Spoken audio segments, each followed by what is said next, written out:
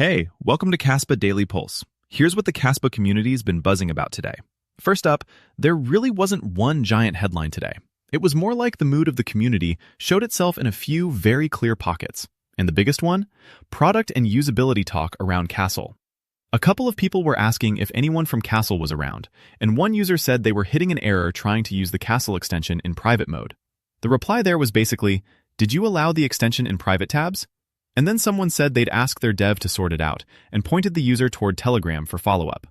On top of that, another person said they were still having difficulties using Kastle at this stage, and later someone literally asked what a Kastle payload even looks like.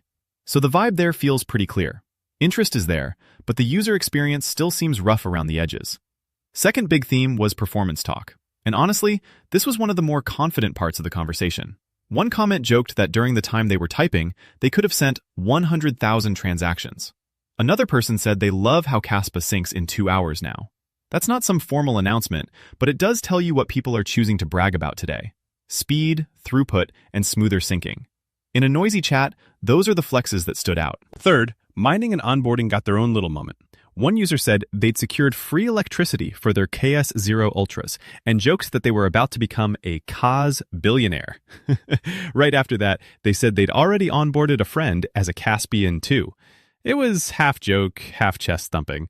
But it still matters because it shows people are not just holding. They're still trying to bring new people in. And then there's the market mood. This was probably the loudest emotional thread of the day. A mix of impatience, fatigue, and stubborn conviction. You had people joking, Kaspa, $1 soon, right? Others were asking when the next bull run is supposed to happen. One person summed it up perfectly, saying it's basically endless sadness and FUD until a pump, and then suddenly it's hype time. But even with that frustration, the bullish crowd is still very much alive, with people saying to pack your Kaspa bag now and calling current levels cheap.